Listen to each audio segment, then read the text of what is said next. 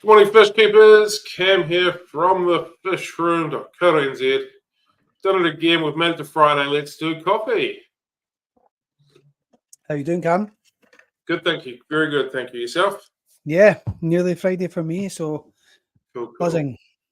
Awesome. All right, let's not muck around too much because we have ourselves a lovely guest sitting back there for us. We'll bring him on. Good morning, Ryan. Hello. Got himself coffee as well. I have to keep up. I'll be up all night, but you know, for you guys, I'll fall on that sword. Much appreciated. Thank you very much for joining us. It's been a bit of a workaround to get here. We've got here in the end, so yeah, much appreciated. Yeah, my pleasure. Thanks for asking. Cool. So for those of you them out there that don't know you, who are you and what do you do? My name is Ryan Noel. I'm an aquascaper from Indianapolis, Indiana, in the United States. I've been aquascaping with intention for about 5 years now. So I consider myself still pretty young in the hobby. You know, I like many people who rediscover it, had aquariums as a child and all of that, but it was more of a curiosity than a hobby.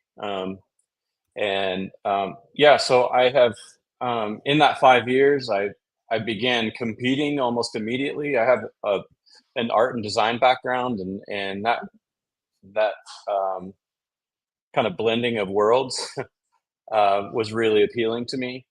But I really, for these 5 years, have been following my curiosity into all kinds of aquariums, whether it's you know, botanical or blackwater tanks, a lot of pond style tanks, those kinds of things. I think those who follow me on Instagram probably know me best for my shallow aquariums and that kind of thing. But have also just been, I threw myself with both feet in with the aquascaping community and have started going to a lot of events and meeting a lot of people. So yeah, I think that's probably a pretty well-rounded introduction. And by day, I'm a creative director at a small advertising agency. So I have a little bit of a creative background, and that probably feeds some of my content making and that kind of thing. But yeah, I think that's a pretty good synopsis.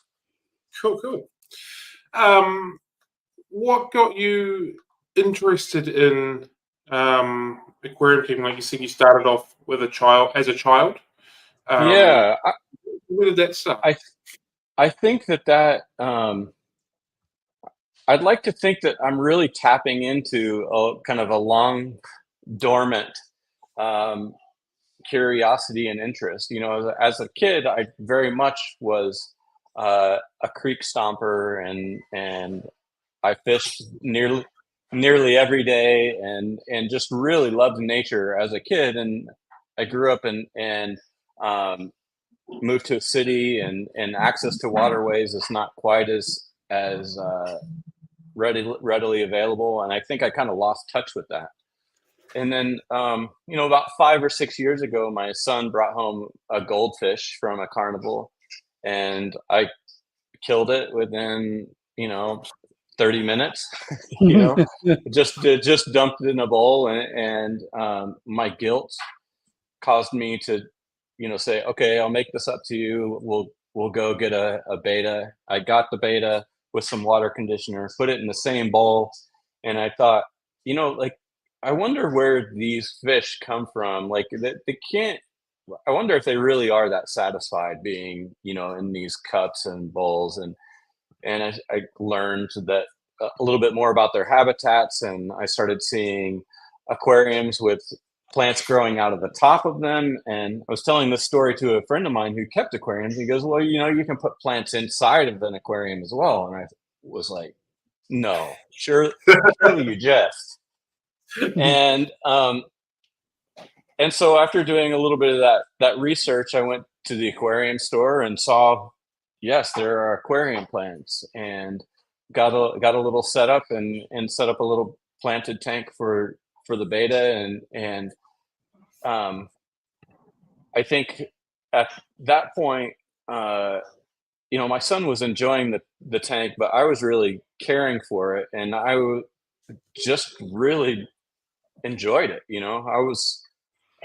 I was keeping up on the maintenance. I was interacting with it as much as I possibly could. And that friend gave me a Fluval Edge 12, the same friend that told me that you could put plants in an aquarium. Mm-hmm. At the same time, we were doing a little renovations, and my wife says, we're not adding another aquarium until the dust settles on these renovations. So in the meantime, I start doing more research, and I searched Fluval Edge 12, and there was a video by George Farmer who had aquascaped a Fluval Edge 12 at a trade show. And that was the first time I had heard the term aquascape. So once I had that search term, I was down the rabbit hole. I was like, this is speaking my language, coming from an art background, I'm hearing a lot about composition and those kinds of things. I'm thinking, oh, this is what I need to do. And really from then on, that once I had that search term, I was off to the races. So before I even had a chance to set up that Fluval Edge 12, I was already devouring as much aquarium and aquascaping content as I possibly could. And by the time I did set up that aquarium, I was already scheming my next CO2 injected tank and was well on my way. And since then, it's just been a full-on obsession. I think a lifelong obsession. Yeah, now it will be. So Yeah. at what point did you come up with the idea to start your online presence, the Aquascape and Rhino? Well, I didn't really, that wasn't really intentional. I had an Instagram account, and as soon as I finished the Fluval Edge 12, which it was really the first tank that I had intentionally made something that I wanted to be beautiful. And I just shared that online, and the caption, interestingly enough, said, I think I've found my spirit hobby. And Dave Chow, who's in my online research, I kind of knew who he was, and he commented on my post. And so then I was like, I started realizing, oh my gosh, there's a community of people on Instagram who are all sharing these, and started, gradually following, and I just really enjoyed that community aspect. And me having kind of a storytelling background, it was really creatively fulfilling to kind of chart my own journey on Instagram. And over time, those kinds of my musings became more resonant with people, and a following started to grow. And I think, maybe when I had 1,500 followers or so, I was like, well, I think this is really an aquascaping account now. Up to that point, it hadn't really been, but yeah, so I think it all happened kind of organically. And I just found that I was learning a lot, and the learnings were really fresh. And those kinds of things are different than if you have somebody who's been in the game for a long, long time, that, a quote unquote expert, and they're sharing knowledge that is so like internalized and second nature for them that it's almost in a language that beginners can't quite understand. And so I found that it was actually quite helpful for somebody who was, maybe following just behind where I was, that it was really helpful, because I just learned this lesson, and this might be helpful for you. And it's almost like a peer-to-peer thing instead of a, professor or master and apprentice situation.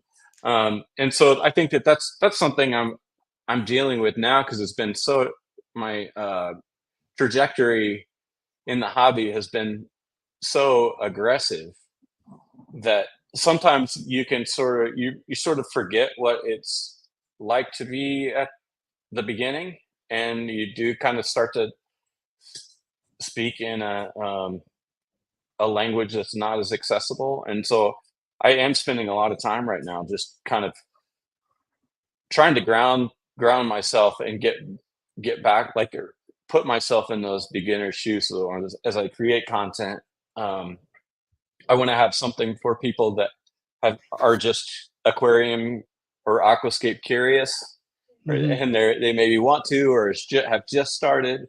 Um, but then I also, I need to be fully satisfied with what I'm doing also. So I also Mhm. want to create stuff that's kind of like tracking where I am in my own journey. Yeah, So you've got to still uh, challenge yourself whilst, like you've said, you don't want to let go of the edge and forget where you came from, so to speak. yeah, I think exactly the right. aquascaping community, especially online, is something that the unofficial mentor setup that you've just expressed is so common for everybody. Everybody's got that one person that kind of shines the light for them and leads them down that path. And Yeah. they don't base themselves on that person, but their style very much aligns with where they go. And it's good to see that you've had that benefit yourself, but you now you want to pass that on Yeah, and absolutely. continue to grow the hobby and continue to grow your hobby, but the hobby in general. And it's really positive to hear that. Yeah, it is. It's become almost like a mission of mine. I am on the backside of my life, so Mhm. you start to just view things like through the currency of like what kind of impact are you going to have? And I see the gift that the hobby has given to me, and the fact that I didn't know it existed 5 years ago is Mm, like how many more of me, kindred spirits who are out there just need that one little bit of exposure that sort of lights up their inspiration. So I'm very focused um, on just trying to bring awareness and inspiration. Um, the products and stuff are nice, and that's kind of like uh, that's all part of it. But I think if I were to describe um, the way I see my own intention as it relates to social media, it's about like just hawking inspiration more than products. Yeah. Some of the products can help you achieve certain bits of inspiration, but like I want to lead with like what initially captured my imagination. Mhm. Like, Um, it can be easy when you're getting products handed to you. It can be easy to let the products guide your hobby as well. So you create yeah, content to show off the product and not the other way about. And it's important to, especially with what you want to do, to focus on, the products come your way because of your vision, not the other way about. that's exactly right. Yeah, Yeah. I one of go one ahead, of Cam. the Sorry.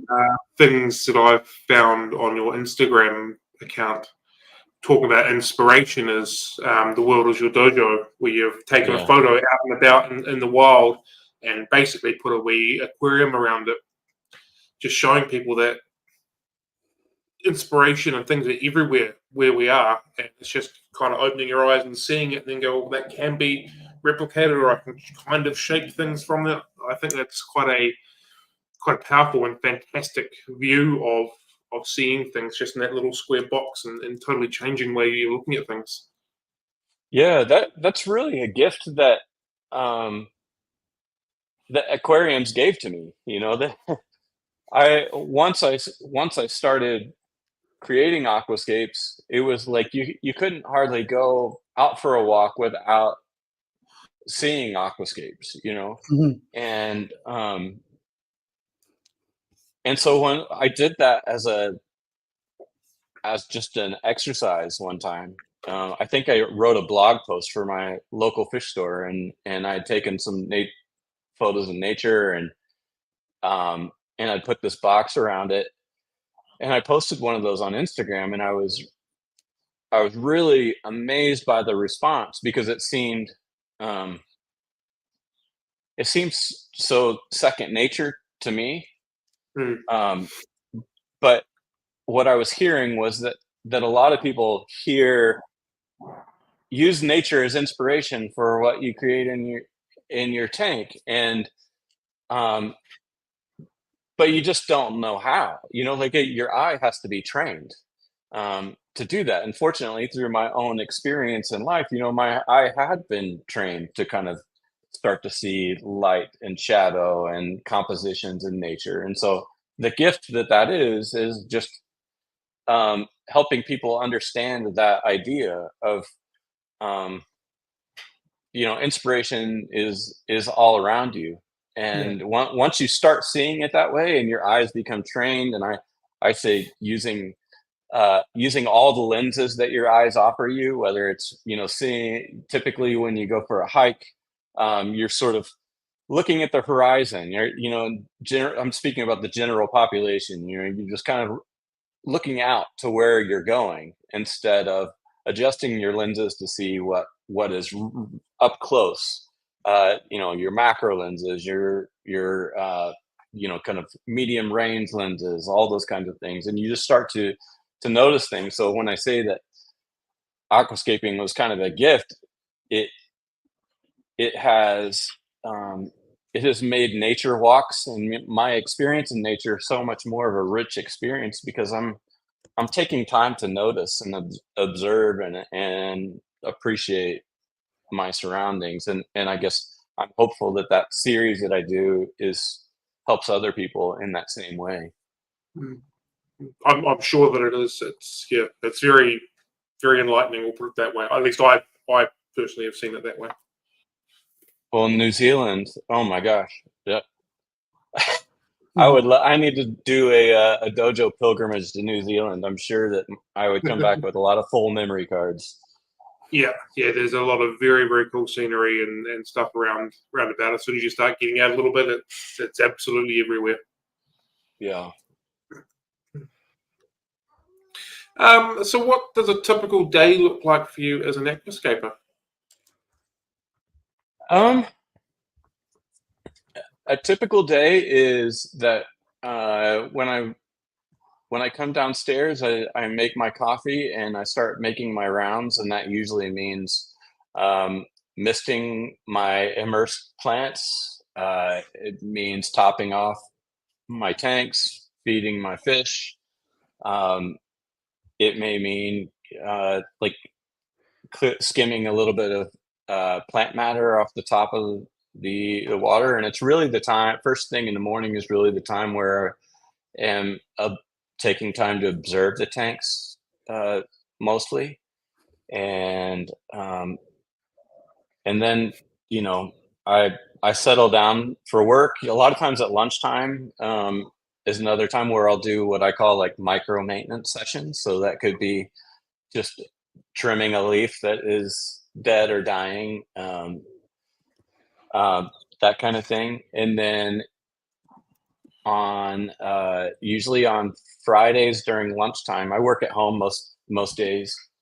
Friday at lunchtime, I do the water changes and maintenance on all my ground floor. And right now I'm working on my contest tank now. I'm about a couple of weeks from the deadline. So I'm doing daily water changes down there. And so most evenings, usually after the lights go out at about 7, I spend about an hour and a half nightly after dinner and that kind of thing. I am doing my water change, trimming, those kinds of things, and remineralizing, fertilizing, all of that. And then on the weekend, usually I would get for my contest tank. I get my camera out and set it, and we'll take a photo. And usually, I'm analyzing my the photo and seeing if I need to move plants around, if I need to adjust hardscape and those kinds of things. And usually, I'll put another hour or two on the weekends in addition to the water change time. So that's kind of a rough look at my week, but So a couple of things have just come up for me in that. Water changes with an aquascape. How does that look, and what's the process for that? Like, cyclid tanks, take a whole bunch of water out, chuck your hose in, fill it back up, throw some sand around. It's not the end of the world. You've got to be a lot more precise than that because you're not wanting to blow everything around. So how does a water change process work for a high-end aquascape?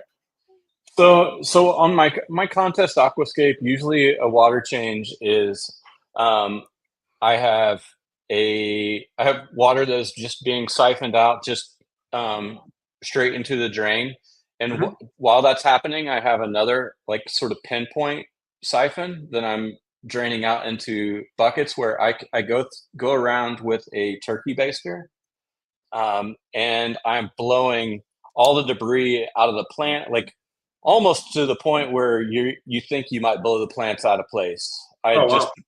I blow it really hard and out of my mosses. It's really important to keep the mosses clean because if you get algae in your moss, it's really difficult to rebound from.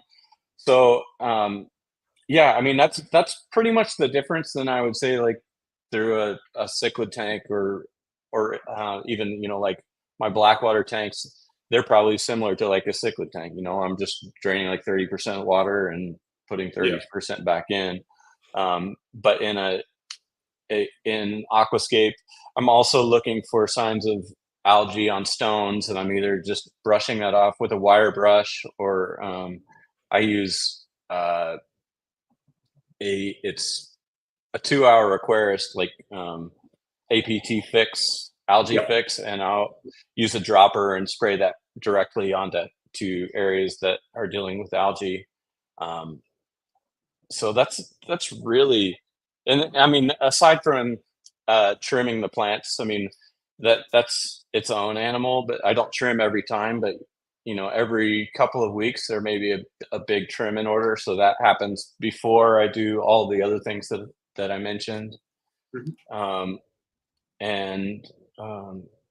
Yeah, I think that's pretty much it. And how does the water go back in? Is that like a slow flow hose or small cup sort of containers? I have just like an attachment that you would put on a garden hose, and I just put it on the shower. It's kind of a long handled garden hose attachment so it kind of hooks, and I just put it on the shower mode and fill it at full blast, but it's diffused. When I'm first filling it, when the plants aren't as established, I will lay plastic bags or bubble wrap all over everything, and I will fill it very, very slowly. Now my the plants are pretty well rooted and can deal with a little bit more disruption. But initially, on initial fill, it is a very, very slow process. Because you just don't want to send plants all over the place, and that creates its own sort of nightmare. And the other thing that came up with me is you said that you'll move hardscape around and plants and stuff like that after you've taken photos.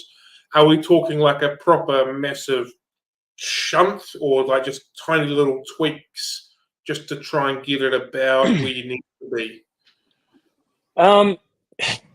It can be both. I'm about a month away from the deadline, and just last weekend I made a pretty big addition where I added a full stone structure to go across the tank and moved stone out of another place. I also have a farm tank that has plants that are established that I can be adding in or removing. So it can be really messy. I think one thing that I learned is that and had to learn was that you can aquascape even after a tank is filled. And no matter how big the mess is, you can always get it. You can get it back. You sort of learn techniques either from others or that just out of necessity to Panic. to get it back into shape. But yeah, with enough water changes and attention to detail, you can, and materials, you can get things back after you've nearly destroyed them. But I think to answer your question in a more general sense, I have really big hardscape pieces that I have thoughtfully considered and have put in place that are never going to move. And then there's other things that I think might move, and those are not glued down, or those are much more flexible. So I think that there are pieces that you have in place that are going to be the backbone of your aquascape, and then it is more a matter of details. But yeah, plants are pretty resilient, and hardscape can be moved and repositioned, and it's a really tough lesson to learn in aquascaping. I can remember the first time I broke a piece of driftwood. I thought, oh, what do I just spent all this money and now I'm like breaking it? But once you do it and you know that you can come closer to achieving the vision that you want, and you can always glue it back if you want to the way that it was. Yeah. It makes it's a good hurdle to get over, and once you do, it just becomes second nature, and it becomes much more about collaborating with the materials to achieve something beautiful, much more than just like plopping it in, however it comes. Yeah, I mean, especially with the wood, you can manipulate it in so many different ways in order to get it just at that angle. Yeah. It's worth taking the time, and like you do, going back and changing it until you're 100% happy. So when you're tweaking it, at what point do you stop? When you say, right, okay, that bit is perfect. When do you know? What's the signal for you?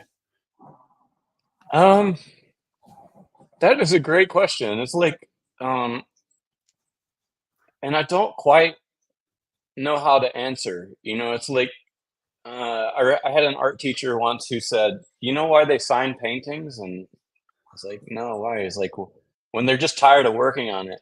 It's their way of saying, "I can't," because I will work and rework this. So, deadlines are a powerful motivator for knowing when something is done. But there is just something, for me. I'm going to try and not be too philosophical here, but what I try to eliminate is things that take me out of the moment. So I'm looking for something there's a lot of harmony, and I'm trying to eliminate distractions. So generally speaking, if my eye is moving around the tank with interest, and there's nothing that is sort of grating on me or is like taking me out of that moment, then I know that I'm in a pretty good place. So I wish that I wish there were some alarm bell that went off that was like, good enough, like job well done. But there's not. I think it's sort of an intuition that is developed over time. And with practice, Picasso did 50,000 drawings before he had, 5 that attracted any interest. So there is no arriving in the Yeah. aquarium hobby. In the aquarium hobby or in aquascaping, it is, there's never this is perfect. It's there. This is good enough for now. Or And I we're going better to try leave and make this it better before the it's next gone up. time. The trajectory is I'm happy with it. Yeah. Yeah.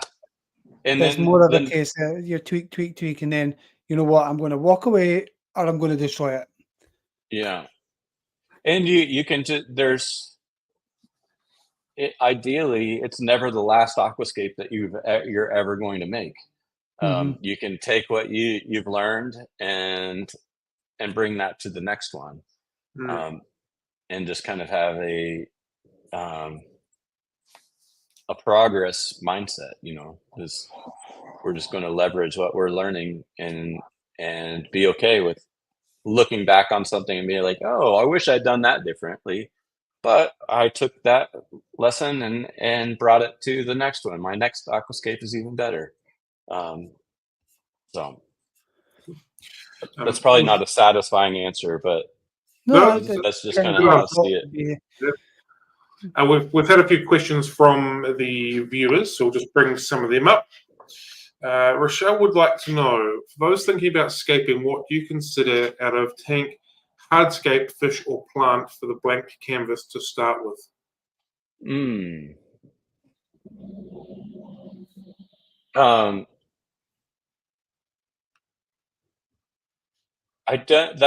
That question is a little bit like when you hear people ask musicians what comes first, the music or the lyrics, and it can be either or. I am a proponent of following your inspiration. If you're at an aquarium store and you see the most beautiful piece of wood that is speaking to you, you know, build around that. Maybe you choose fish that you think would be particularly happy. And I think that's important. I think aquascaping gets a rap of like not of caring about plants and hardscape more than the fish, and I feel like those should be working in concert. But I think you know, maybe it is an even better way to approach it because these are lives that we're dealing with. If you start with a fish that you want to keep, and maybe you look at hardscape materials that you think would make them feel. Do they come from more rocky terrain, or you know, is it heavily planted or a lot of wood and that kind of thing? And maybe you use that as your point of inspiration for doing an aquascape. So I guess again, I think any one of those things that she put up could be the starting point of an aquascape. There's no in my opinion, there's no like cut and dried playbook for how to do it. Have you ever like come across a plant and thought, I need to design a scape all around this plant, or which I know I've done myself when I've come across a really nice rock? Yeah. I'm thinking, you know, that's just set a blaze of imagination off in my head about this texture and the color and the contrast, and that gets the ball going. But then equally, sometimes you come across a substrate. I know substrate doesn't play a great part, but it could be, like you're saying, Ryan, anything. Sometimes it's the unexpected.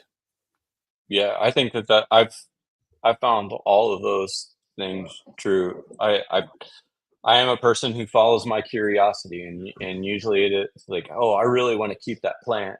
What's an environment that I think is going to like a lot? My last 2 tanks that I did, I wanted a tank with Cryptocorinus spiralis tiger. I wanted an all Cryptocorinus tank, and so that's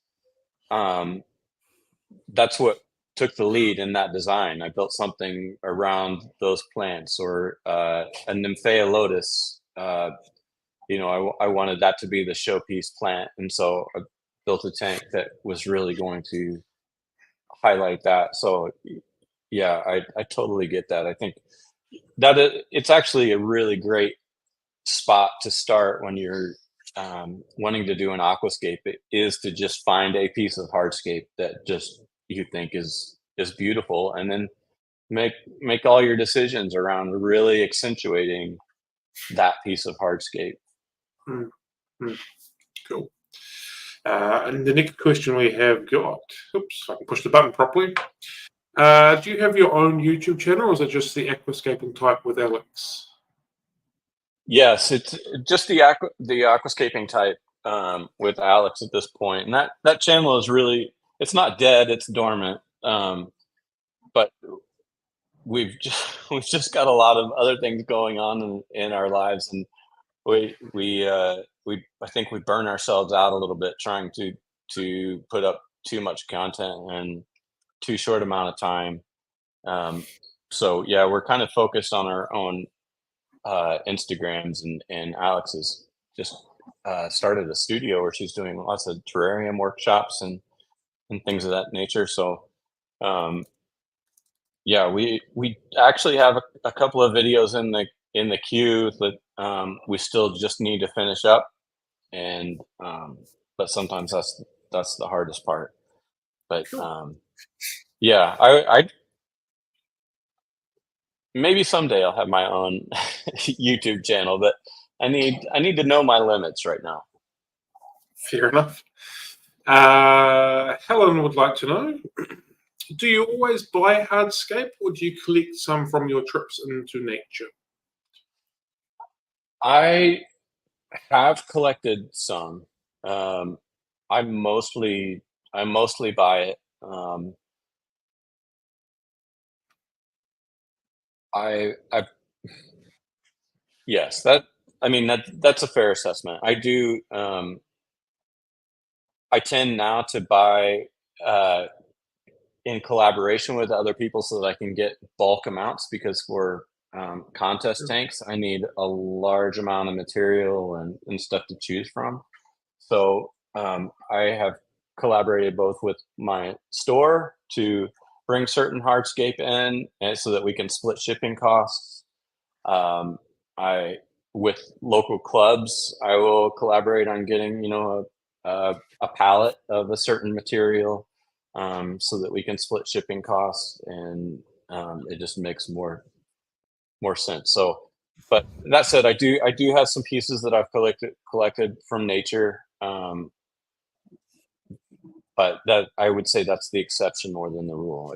I tend to buy materials that I know are safe and aren't bringing anything into the aquarium that I can't handle. Yep. And the last one that we've got before we get back onto our questions is, how do you feel about the white lack of, I'm not even going to try and pronounce that word, plants that are in fashion right now? Chlorophyll. Oh yeah, like yeah. So like I think that what she's referring to is the like Anubias pinto, which has like a white leaf, and I mean, I don't dislike them. In my experience, they're very tricky to keep white. Yeah. And a lot of times they're always wanting to kind of revert back to type. So you're always kind of like, in an aquascape, like a competition aquascape, that is something that I don't need to deal with. Like I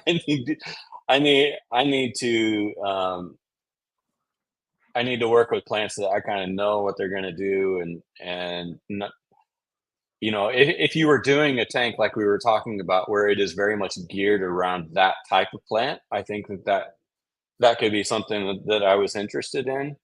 But so many of those variants and those engineered plants, they're just looking for any excuse to revert back to like what their pre-hybridized version was. You see that a lot with like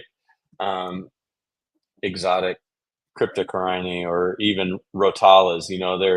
They may be mini and red now, but they really want to go back to like orange and bigger, and they will over time. So I think they're good. They're good fun. I mean, but I think my own personal taste is like, I'm perfectly happy with green Anubias. Do you think that the white ones they've been engineered that way by starving them of a specific nutrient?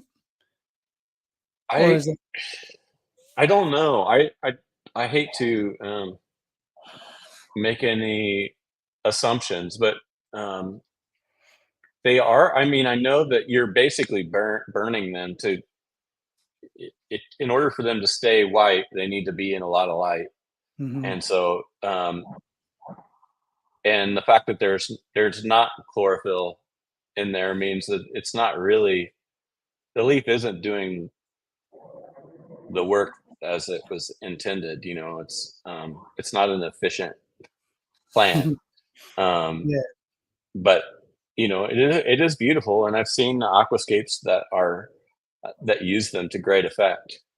To emulate like the look of a flower, a white flower in a field, or something like that.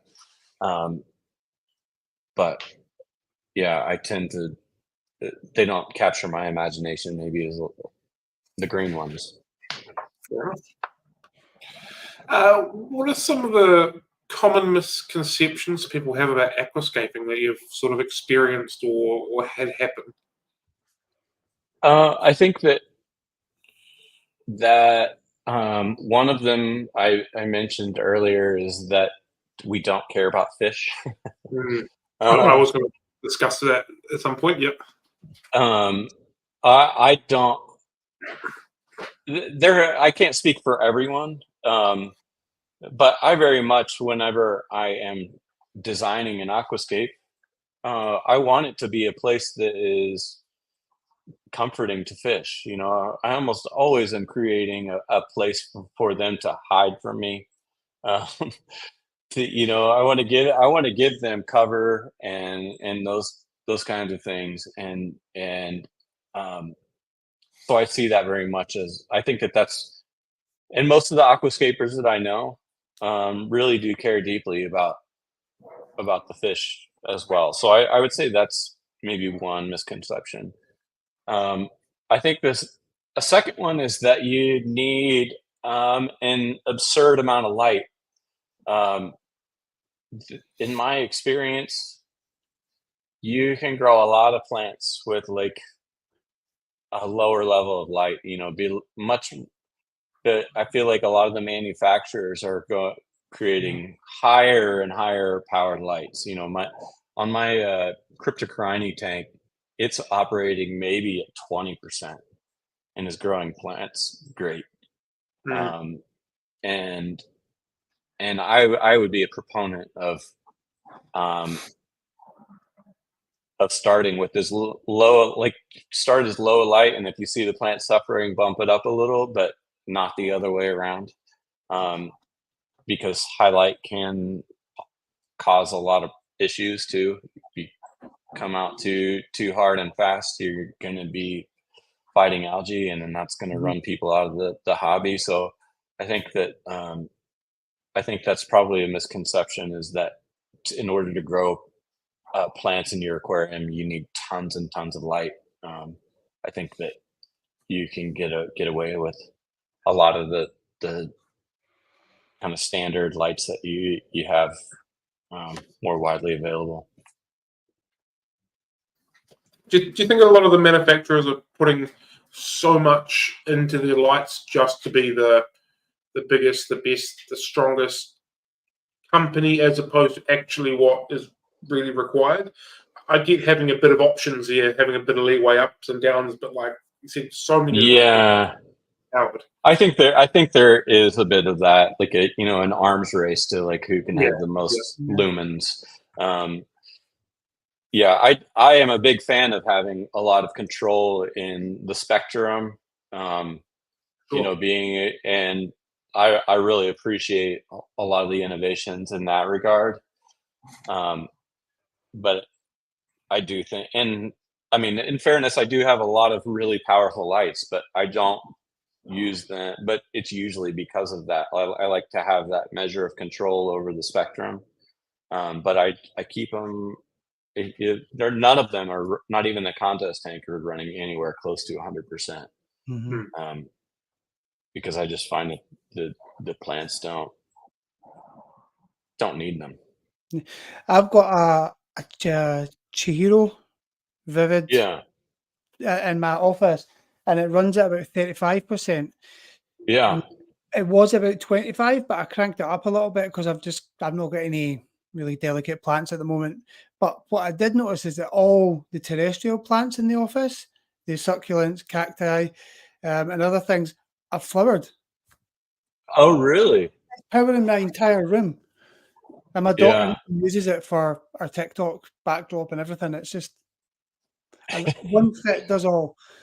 Yeah, those lights are amazing, and incredibly high powered. Crazy. I'm sure I'm getting But a tan off them sometimes as well. I just feel like I am. you probably need that in Scotland at certain times of the Yeah, we year. need to Just, put you know, it in. get a little vitamin D, you know. Yeah, absolutely. How do you go about selecting what plants and what fish that you're going to use in an aquascape? Again, that's a little variable, but I would say a lot of things that I'm considering when I'm assembling plants is scale. You know, are they in aquascaping? A lot of times you're wanting to make the aquarium look as large as possible. So, you know, even in my 90 centimeter aquarium, I'm using the biggest plant is probably like a trident fern, and that's being used as the foreground. So and all the other plants are much smaller leaves. So I really take that's going to be one of the first things that I'm considering is just, are they size appropriate for my tank? The color and kind of the textures that they create. So a lot of times, if I'm wanting something that is more grassy, you know, grassy textures, then I'm going to be looking in those families, the Eleocaruses, Juncus repens, the Blixa japonica, all those kinds of things. So it can come down to like an overall feel that I'm wanting, you know, like I want something that is kind of like, looks like it's fast moving, and that's probably more of a grassy kind of environment. And if I'm doing that, then I want my fish to be a little more slender bodied, you know, like they would be comfortable in something that is faster moving. So the decisions are sort of in concert with one another. Yeah. But yeah, I think, and to, I mean, from just a practical standpoint, like for plants, if I'm not injecting CO2, you know, that's going to shrink my palette to a certain number of plant. You know, I have a lot of lower energy setups and as well as high energy, and I use different kinds of plants for those kind of constraints. You know, how much is this plant going to need? A lot of light? Is it not going to? I think all of those kinds of things factor in. Cool. Do you have a fish that you like to use more often? A lot of people come out with ember tetras or a certain Raspora, but have you got a kind of go-to fish that you work from? You know, I don't have a go-to fish per se, but I am very boring amongst fish keeping circles because I tend to really love the fish that have been common in the hobby for a long time, but are sort of taken for granted now. That most avid hobbyists have sort of moved beyond. They're onto the most exotic thing. So my favorite fish probably is the black neon tetra. Nice. Just because it is, you see it in a lot of stores, and when you see it in the stores, they're not colored up. They look sort of drab and boring. When you get them in an environment where they're comfortable, it's amazing how much color is in these, you know, black neon tetras. And so I love them for all those reasons. I love green neons a lot. They're really great for aquascaping because they're so small, but really bright, but they're really bright. And a lot of times I'll just throw a few just regular neon tetras in there as a dither fish because green neons can be a little bit shy, but once you do, they're wonderful. I love those. I love a lot of Danios too. I just really enjoyed their they're just kind of frenetic and interesting to watch. I just yeah, I think I'm really drawn to fish that you can find in most fish stores. But you know, one recently that my fish store hadn't had um, before was rosy loaches, which I think that they've recently just been reclassified their Latin names. So I can't recall, but they're really small. They're like this, and it's taken a little while for them to color up, but they have finally, and they're just this beautiful kind of orangey pink color, and Cool. they're kind of jerks to everybody else trying to feed, because they're like, you know, a lot of loaches are just like really active feeders, and so they're always trying to steal food from each other and others, but they're really fun. I tend to like the really small fish too. I've got some anchor cats in a couple of tanks, and it's I call them the night shift, you know, because after the tank, the lights go out and all the other fish become less active. They come out and they're scuttling around, and it gives me another time to engage with the tank, to have them out and about. So yeah, I love nano fish, you know. Yeah, I was a big fan of bigger fish, and I've swayed towards the smaller ones of recent times. And basically, all the fish that you mentioned, other than the rosy loach, which we don't get here very much, my eyes go wow every time I look at them again and enjoy them. So I know exactly what you're saying.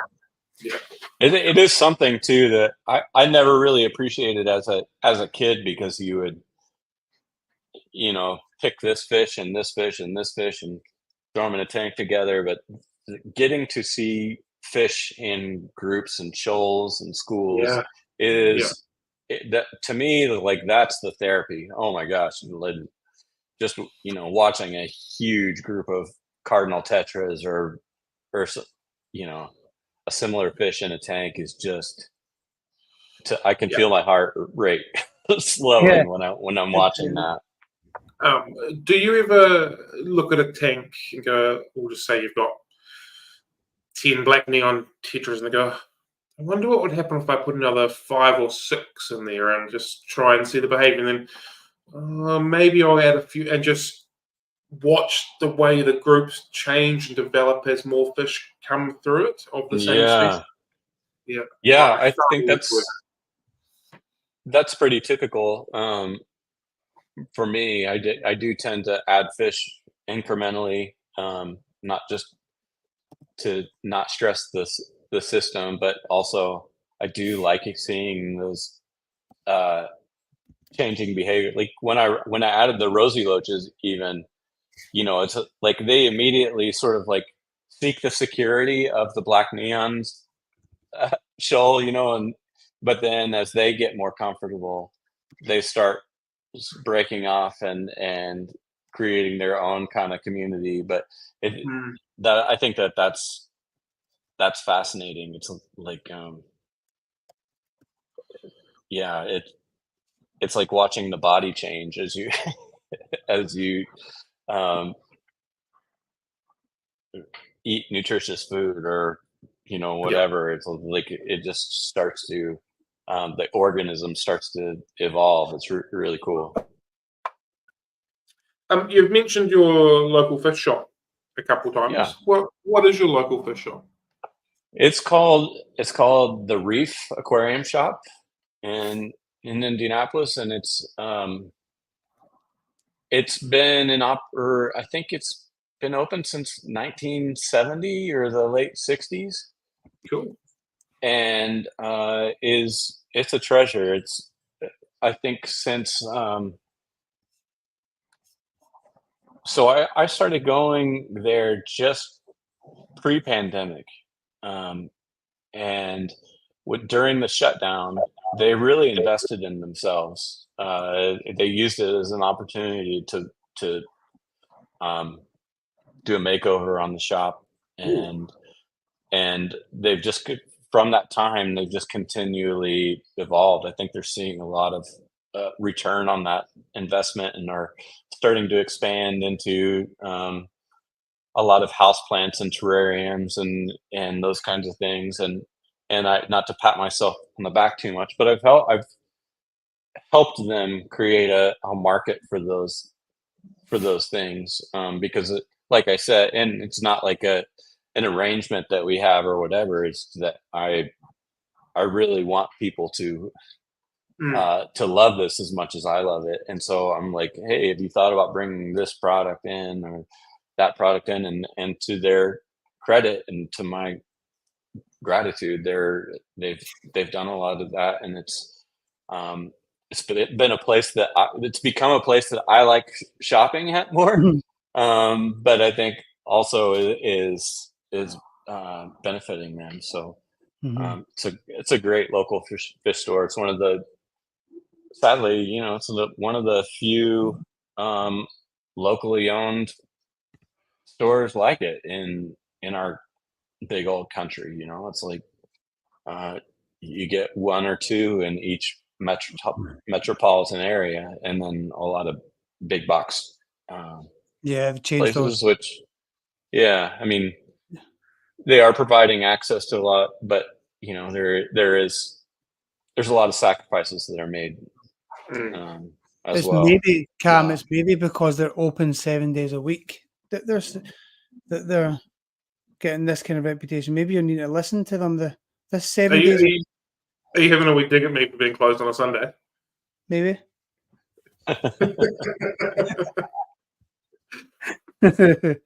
Okay, we'll just move this right along. Thank you very much. I'll move on to the next questions.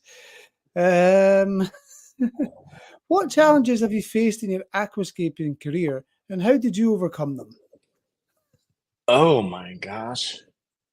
Serious question.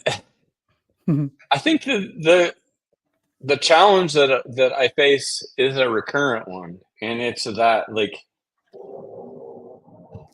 unfortunately, inspiration and creativity is not just a steady flow that is, always on. And the times when you're not feeling inspired, or the times that you just aren't feeling in touch with your aquariums, or you're having a hard time getting off the sofa to doing,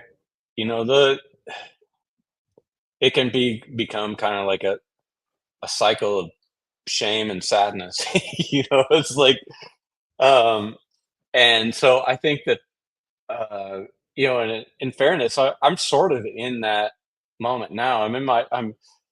I think it happens a lot of times when I'm reaching the deadline on my contest tank, and I'm really just trying to hit the finish line, and I think running a little low on creative energy, and just there's a little bit of pressure, and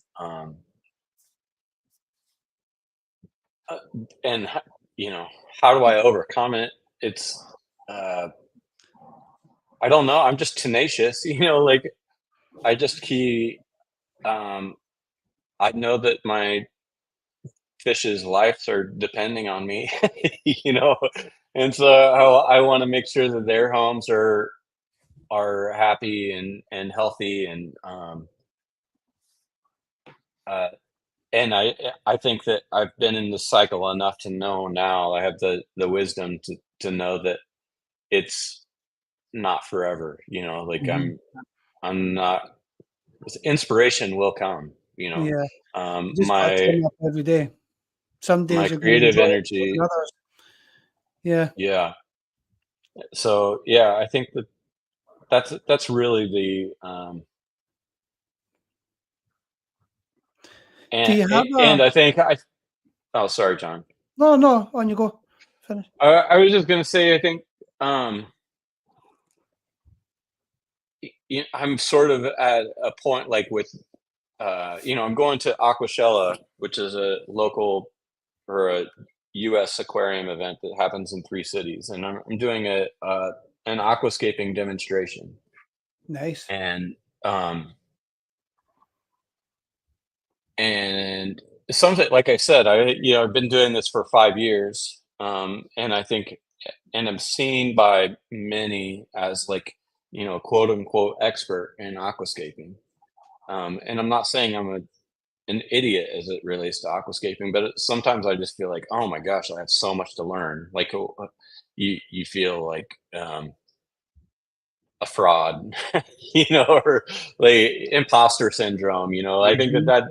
that's a big thing that I'm always like um, dealing with is and I just kind of fight through that and with like I do have something to offer, you know, like I have a lot of experiences in life that have made me a better aquascaper and have allowed me to progress as quickly as I have. And that's something too, you know, not just being in the hobby for 20 years, you know, that is great and that does qualify you, but there's a lot of other things that I've done um, that qualify me as well. So I think that Mhm. that's another just challenge is self-doubt, and when that inspiration isn't coming, it gets worse, Yeah. and it's just, you know, being tenacious and persevering and knowing that that wave of inspiration is going to come. Mhm. So how do you, when you've got the challenge of setting up a new aquascape, and you've got all your materials in, you've got the ideas, and today's the day you're going to do it. When you walk over to that tank for the first time to get started, how do you get into the flow? Like, have you got a process of how do you get in that um, zone? yeah, I first of all, I rarely have a window of time that would allow me to do something in one session. Hmm. You know, Yeah, I I hear that. got a family and work life, so it is.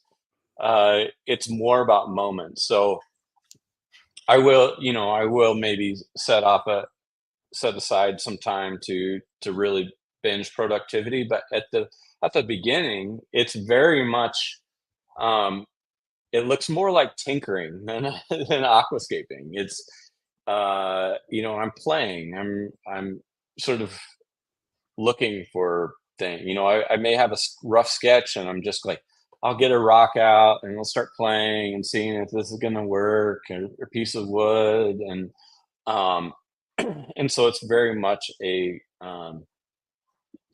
half hour here, an hour here of just kind of sketching almost, you know, Yeah. um, and then. Um, and then typically once I hit on something that I really like, then it starts to pick up momentum, and I may be able to finish the uh, the scape in a weekend or something like that. Um, but even my aquascapes that I do and that are meant to be displays in my house, you know, like this Phoenix Rising aquascape that was kind of done over like 8 months. You know, like Wow. I just like tinkered with it. You know, it's just like gluing driftwood together over time, um, and then, you know, maybe this one over here was over a weekend, and then the paludarium was it probably was like over the course of a week. You know, of just tinkering a little bit, uh, you know, um, and then I'll order plants, and when those come in, you know, you know, I just kind of do it as I can. Um, so it's never really a sit down and do an aquascape for me. It's very much an iterative process, and I'm the kind of person that I need fresh eyes, so I need to go away. I get too close to it. I need to come back and see it again, um, and I can make new judgments and usually better judgments. So um, I think that that's another thing that the aquarium hobby is just has taught me is patience. Now it's a little bit of patience out of necessity, like I said, with family and those kinds of things, but it also is just um, I'm just more patient in general. Than the hobby is. That's a gift that it's given me. It's helped me like take my time with the making and with the cycling and all those kinds of things. I mean, when I first got an aquarium, I couldn't get the fish in there fast enough, Yeah. and and now I'm like, oh, I can just run this tank in the dark for 3 weeks, and Life is good. just take just enjoy each stage, enjoy the journey. How many aquariums have you got running in your house at the moment? I only know this because my daughter was running around the house with a friend and they were counting them. I think I had 13 when they counted, but I took one down. So I think I have 12 going right now. And I've seen a bit of a theme that a lot of them are sort of smaller and shallower. Is that an aquarium style that you like to work with more than others, or is that just kind of how it is? It's sort of I really do enjoy working with shallow tanks and keeping shrimp and small fish in these kind of like having aquatic plants and aquatic plants that are immersed. I really enjoy that, but it's partially because I love it, and it's partially because I can't stop making things. And I know that these require very, very little maintenance. I get it. And so it's an aquarium design type that I can create something that I think is really beautiful and is adding to our house, but is not becoming a burden, because as soon as it becomes a burden, it's no longer fun. So I think that I would say like over half of my aquariums are shallow tanks like that. But I like bigger tanks too. How do you find filtration in the small shallow tanks? Just gonna ask that. Yeah. I use, and I really struggled. I just use a Waza Biocompact 25. It's really, really little. In a lot of the tanks, I'll have like under this one, I will have some like biological media just like sitting under that wood structure. Mm-hmm. I just like gonna pile that in there for additional biological filtration, and then the filter is really then used mostly for flow. I mean, of course, the sponge inside is going to have some biological filtration, some mechanical filtration as well. But it's really for just keeping a little flow, so that I find in these shallow tanks, I have 60 centimeter shallow tank with a big tree coming out of it. It has just one of those little biocompacts with CChem matrix, a big pile of CChem matrix in the middle. And I find that it does the job. I mean, these tanks require very little of my attention. I change the water every couple of weeks, but I probably don't even need to do it that often. They're just really well established at this point, and the filters are doing the job. I could probably take the filters out, honestly, but do you have cleanup crews in your tanks? Like, do you use snails and shrimps in any of them to help? I have shrimp in both of these tanks. I really like shrimp, so I have them in a lot of tanks. In the Phoenix tank, no, that's a it's got botanicals, and so it's got some Phoenix reservoirs and some Endostomus paradoxus, and no cleanup crews. I mean, light levels are pretty low on that, and it's kind of it's its own little ecosystem now too. I mean, it's just kind of running itself at this point.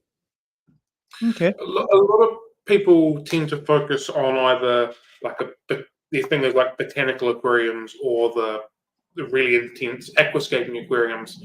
Not a lot of Yeah. people seem to cross them over, which you do, which is fantastic. Is that just because you couldn't choose? I want to just stick with this way, so to speak, or just something you've naturally enjoyed when it comes to aquarium, keeping the natural ecosystem botanical as well as the high tech, brighter and colourfuler sort of aquarium. Yeah, I think that it's for me, I see it almost like as painting with different palettes. You know, like um I think that, you know, typically with aquascaping, there is at least stereotypically a premium on the visuals, right? And then on the opposite side, you would have botanicals, which are there's a premium on the function and the you know, the environment for the fish and that kind of thing. And I think that where the appeal for me is like, why can't a botanical style aquarium have an artistic flair? Mhm. You know what? So to me, it's like I'm really curious. I'm really a lot of these different things are exciting to me, but I'm like, what do I have to bring to to each of those aquarium styles? Like how why do they have to be on opposite poles? You know, like why can't a beautiful aquascape also be a really healthy home for fish? And why can't a botanical style aquarium not only be functional and a really healthy environment for fish, but also just visually beautiful? And so I guess um, that's kind of my approach. I think is I find beauty in all those kinds of things, like in the Malmy pond that in the woods that I go through, but also these crystal clear springs that I see in Florida, and I connect with all of that, and I don't see it as an either or. Yeah. So really, you're just pulling on the best of both to create something beautiful. Yeah, I think so, and yeah, I think that's a really good summary. Zen has asked us, do you have any suggestions for the top 3 things you would suggest a beginner aquascaper to focus on? Ratios, certain plants, or hardscape tricks, etc. Okay, for competitions, the ratio of certain plants are hard. Oops, sorry, do you want me to bring it back up here? Yeah, keep that up. For competition, I would focus on one the idea. So what is your inspiration? I think having clarity of what your objective is at the beginning is really helpful. And there's hundreds, if not thousands, of decisions that you have to make when you're preparing a competition to be ready for tank for photographs. And so to have a clear idea of how you want this tank to look and feel is really important. Whether that is, you know, collecting photos of other tanks, or if that's collecting photos from nature that you're wanting to kind of bring that feeling into an aquarium, I think that's really important.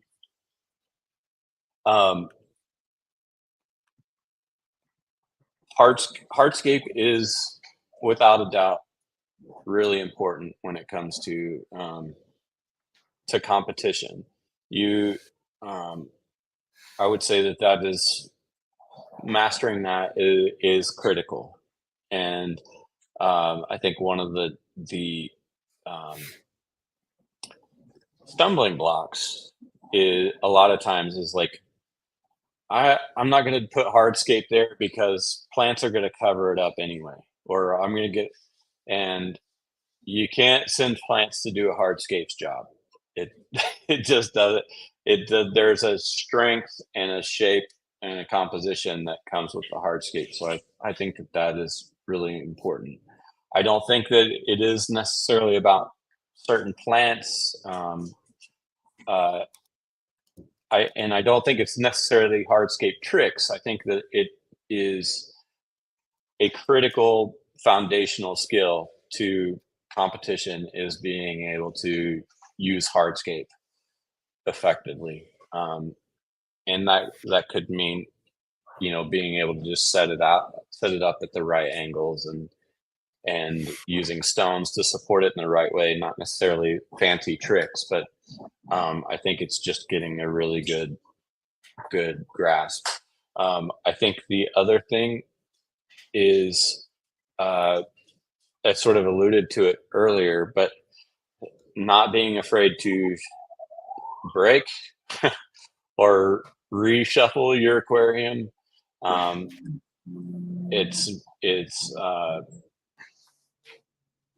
think just being flexible and knowing that you're gonna like some things are gonna be a failure. Like I think that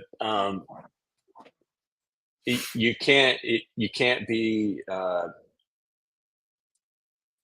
bound.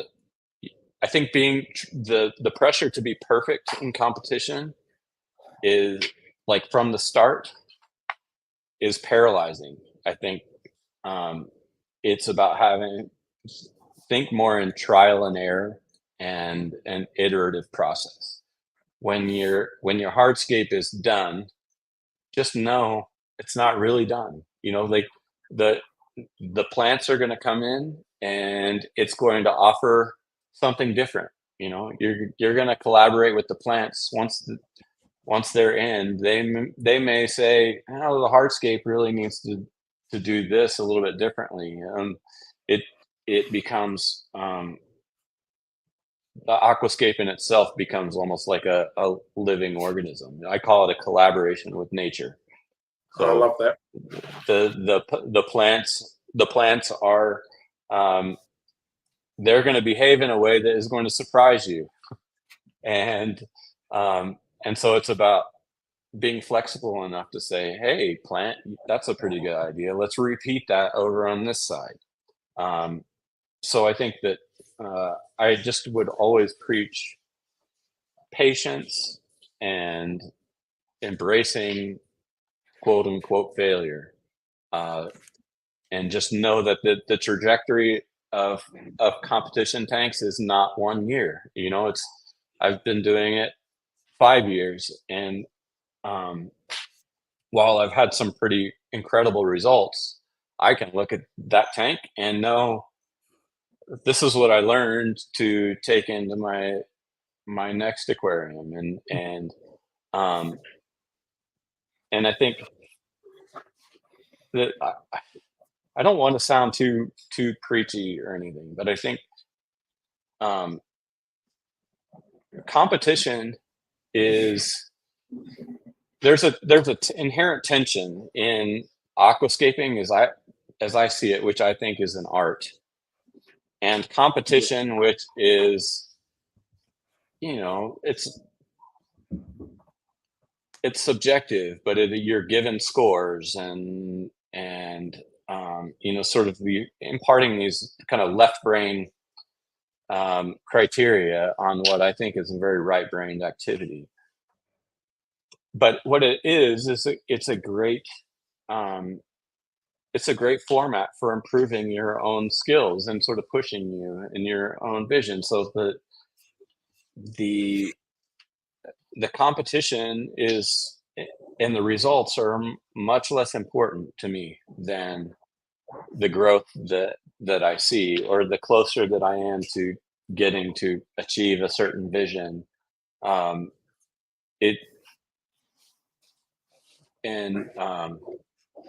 I would say like the competitions are great. I participate in them, but it should not be what makes you feel good or bad about what Mhm. you've created. How you feel about that should be how you feel about that, not when you have a number. My tank that ranked 13th, I was so proud of that tank before I even sent it in, because I had, it was based on a scene that I had seen in nature, and that scene kind of told this story, and I wanted to recreate that in an aquarium, and I felt like I did, and it was a big leap forward for me artistically. Yeah. And so I, of course, was thrilled with the result, but that would not have changed how I felt about that aquarium if it, didn't rank nearly as highly. But so I think that would be that's the fourth thing. It's just perspective about what competitions are. Don't let that be the end all be all for how you feel about what you're making. It should be meaningful and valuable to you, even if you don't enter it. Sounds very much more about the journey so much than the destination, and enjoying that Absolutely. ride all the way through the whole process. Yeah. Yeah. Helen has said, it was so good to hear a competitive aquascaper with this thinking. It's absolutely possible to create beautiful aquariums for the inhabitants using the best of both worlds. And I have to agree with her 100%. It's a really beautiful mindset and change of mindset that I think a lot of, not just aquascapers, but fish keepers have. The way that you're trying to replicate and do what you're doing, and that it's a lovely way of thinking. Yeah, that means a lot. I appreciate that. I mean, for me, I think when I see an aquarium that I know the fish are happy in, that brings me joy. When Yeah. I see an aquarium that is perfectly sculpted, I find that I've got respect for the creator of that. But as an aquarium, it doesn't bring me as much joy as a more natural looking aquarium. Yeah. There. I'm really conflicted about this because, like, in competition aquariums, it is desirable to have fish in a nice, schooling behavior, and in most fish, in those neon tetras, when they're really comfortable, they're just scattered. It's like confetti in an aquarium. Mhm. But and I do this as well when I'm going to create my contest photo. A lot of times I'm rubbing the glass with a rag or something so that the fish will school up, and they're not they're not behaving naturally, but it creates, it's quote unquote more beautiful in the eyes of the judges. It can create a feeling to see the fish kind of all grouped together. But I think that you do see, even in the competitions, you start to see a little bit more of that embracing the um, the fish's more natural behavior. There's an aquascaper named Masashi Ono, Mhm. who he does what we were talking about earlier. He chooses fish and he develops his whole scape around this fish, and a lot of times it's sort of breaking this cardinal rule of like using larger fish, but he might have like a pair of larger fish and he creates this aquascape around them. So I think you're seeing a little bit more of that spirit, which I think is a good thing. Um, and yeah, it's a lot to think about. I mean, there's a lot of contradictions and things in this hobby, that where your values kind of come up against the art, and trying to navigate that. But that's life, right? Mhm. We're always kind of up against those kinds of contradictions. Yeah. You've amassed a decent following on Instagram. I think it's just over 40,000 people. How do you engage with your audience in the aquascaping community online? I try to, especially really thoughtful and meaningful comments. I try to reply to every single one of those. I get a lot of direct messages about, can I provide input on their tank and that kind of thing. And so a lot of times I'll have them send me a photo and I'll go through in Photoshop and I'll kind of video and point out things that I think that they could address. So kind of doing online critiques, and I try to. A lot of the responses to certain content, I tried to take on board and create more content that I think is, if this person has this question, then there's a good chance that other people have the same question. So I use that I have some subscribers to my exclusive content. With them, I get a little bit more into my contest tank stuff, with that process, more blogs and those kinds of things. I also do prints of the dojos that you were mentioning earlier. The World is My Dojo. I do fine art prints and send those to send little 4x5 prints to them every quarter, so every 3 months. And I design aquarium themed stickers and things, and those go in the mail to them as well. So yeah,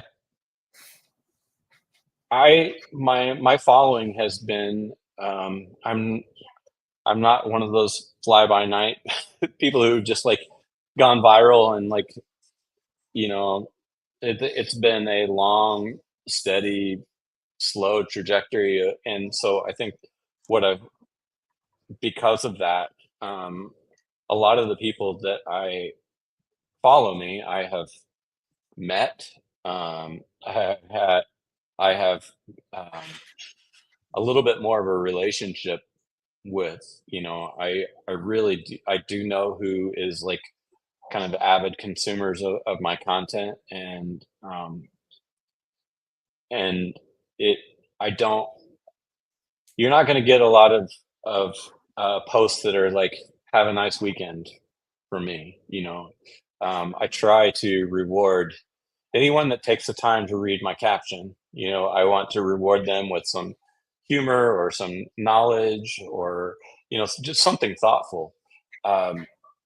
So I think that's maybe, if that's not how I engage with my followers, that's what I really want to be known for, somebody who is going to be thoughtful. I'm not hunting engagement or likes or anything like that. I genuinely am just reveling in the joy of this aquarium hobby, and hoping that the enthusiasm is infectious. And yeah, I'm also a very good rambler, as you can see. I have a lot of thoughts, and I can just carry on for a while. Do you Tell you think what, you're fire away, John. Do you think You go. Do you think your day job has helped build your social media profile? Yes, I do. I think I do a lot of work in video, more on the. We'll say this. It has helped me find my voice and my own style of execution. I don't know that that helps a lot as it relates to like the Instagram algorithm, and it's not looking for a high level of professionalism necessarily. It's and this isn't meant to like degrade or demean anybody's content. I'm just, in order for a secret to my longevity in doing this is that I have to love what I'm making. And Mhm. so I'd like to do things with a certain level of polish, and because that's fun for me too, Yeah. is being, um, and so that aesthetic and that approach is not necessarily, um, smiled upon by the algorithm, but it is really appreciated with those followers that we mentioned earlier. Yeah. So they're following me for a reason, and so I'm kind of staying in that lane. Yeah. I think I so yes, I think my day job helps me tell stories, Yeah. and it helps me communicate things and be creative in how I do it. But it's also, the inverse is also true. I think that aquascaping has helped me in my day job as well. Mhm. It's made me a more, like, the critiques of aquariums and those kinds of things. It has made me more effective in doing critique with my own staff members and those kinds of things. So I know Okay. that's not the question you asked, but No, but that it's is relevant. I mean, it true. makes sense. Yeah. Yeah, good answer. What do you enjoy the most about being an aquascaper? A bit of a loaded question, yeah. Yeah. I mean, my answer a couple years ago was like all of it. I was just like, I was so loving every bit of it. I liked the maintenance. I like, everything. Just it's everything scratched a different itch. Um, but I think that the truth is, I come most alive during like the hardscape process. Um, it's that the inception of the idea, when it's all kind of, when it's coming together. That's the part when I'm most excited, and then the next time is when because I'll run my aquariums for a while, even with plants, and I don't commit to livestock for longer than what most people do. But when you add the livestock in, it's like Takashi Amano calls the fish the soul of the aquarium. It Mm. is like this home that you've made is all of a sudden inhabited with, like, it's almost like a spiritual experience. It's That's my other favorite part. 1A and 1B is the hardscaping. I can take or leave the planting.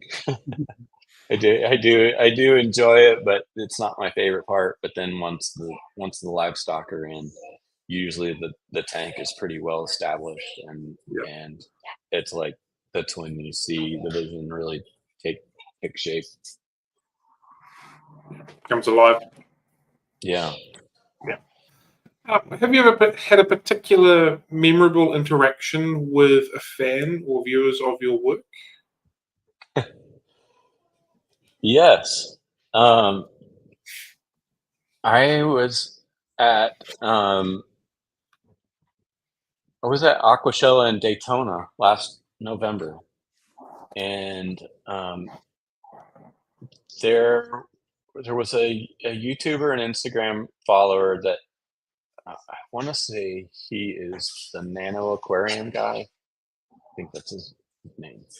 But it was his daughter who was the big fan of mine, Cool. and my heart was so warmed by that, because it's like, one of my favorite things is teaching a young person, building an aquarium with them, and just like the idea that this is going to live on. Um, and she wanted to get her picture taken with me, and that whole experience is still kind of new and strange, but that was really, really, really meaningful. I mean, there's been a number of meaningful interactions like that, but that's the one that when you ask the question, it's like, yes, like that was it. You know, I wanted my picture taken with her too, you know, because it was, I just thought that was the coolest, you know. Yeah, definitely. We just had a comment from one of our viewers there, asking if his name was Jay, the nano aquarium guy. Was his name Jay? Yes. Yeah. Yes. That's him. Fantastic. You've not long ago placed 13th in the IAPLC. Yeah. Congratulations on that. That's no mean feat. Thank you. How do you think that is going to progress your career in aquascaping? Well, Or has it already? yeah, I mean, I think it has definitely brought certain opportunity. You know, I don't know that I would be a judge at the aquascaping competition at Aquashella and doing an aquascaping demo this weekend if not for that. Okay. So it definitely has brought opportunities, but like for me, it's almost like I got to prove to myself that it wasn't a fluke. Yep. You know, for me, it's just been like because, in all sincerity, like not many Americans have finished in the top 27 of the IAPLC. I think I'm the third Wow. to be in those ranks, and I just want to know that like I can not necessarily even finish that high. Like that was a long-term goal for me. You know, I was hoping to be in the top 100, you know, like fingers crossed. And to finish that high was a big surprise that had required some recalibration of my own ambition. But now I'm sort of refocused on I want to be consistently in the top 100. You know, I want to have that level of consistency, and so I think that that's sort of how it's changed in my mind. Like as far as competitive aquascaping is that I just need to be consistently good, and that's kind of how my goal has changed. But yeah, I think that in the United States, it's definitely.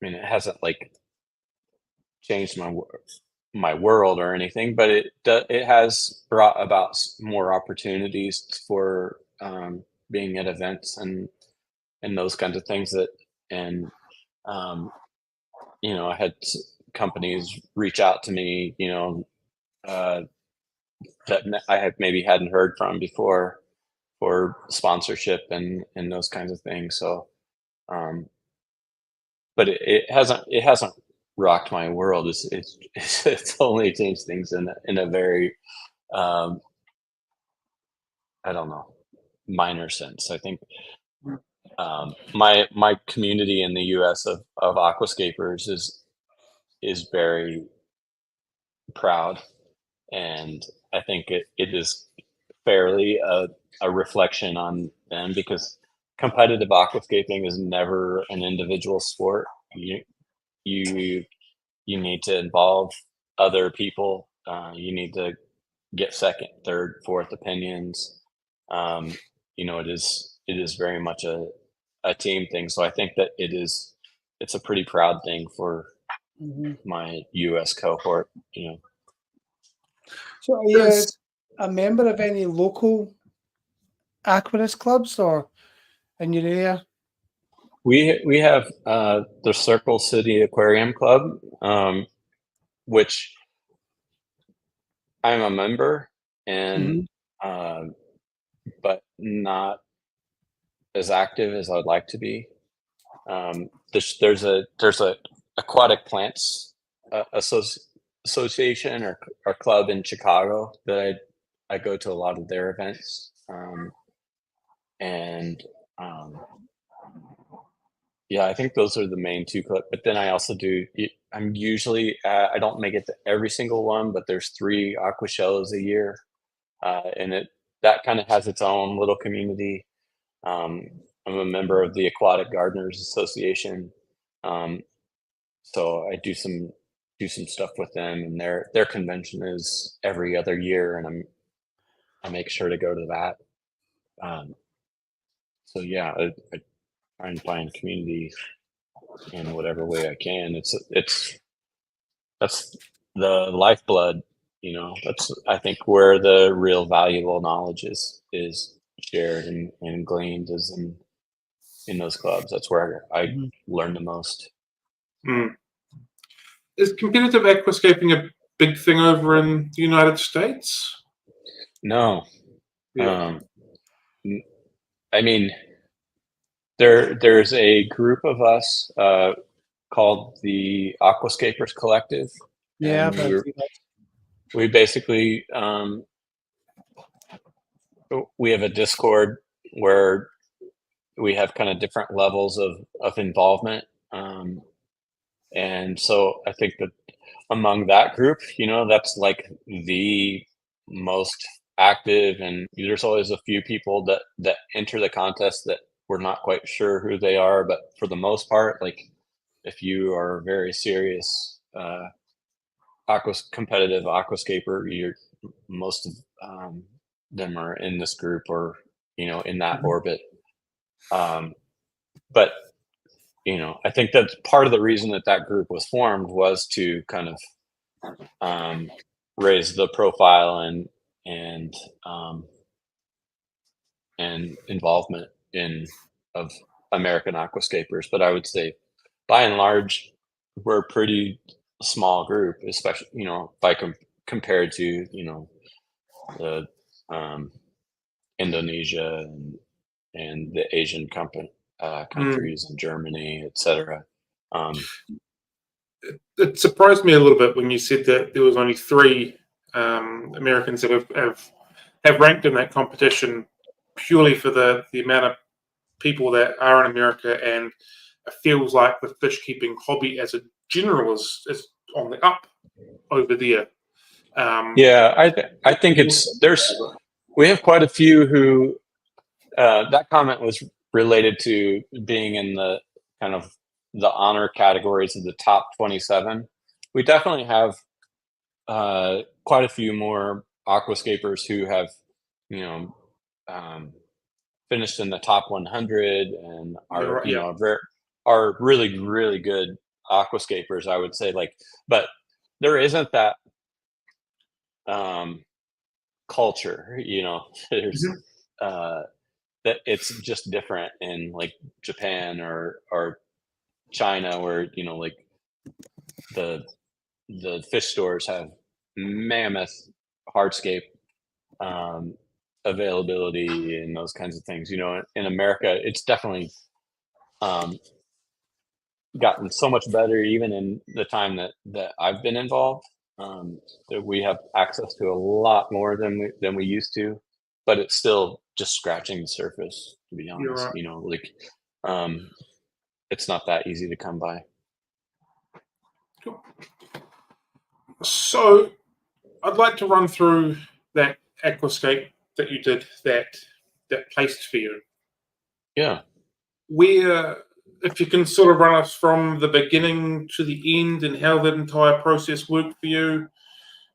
Yeah. Just caught your eye one day and it built from there, or how did that whole thing come along for you? Was it always intended to be a competition one, or Yes. So I think this will be good because I think that last year I sort of hit on what I think my contest methodology is going to be, and that starts with my own explorations in nature. And this particular aquascape was inspired by a tree that I was on a beach in Maui, and there was this huge tree that was at about a 45-degree angle, and half of its roots were skyward, and half of its roots were just looked like they were just clawing to the ground, just like clinging to life, right?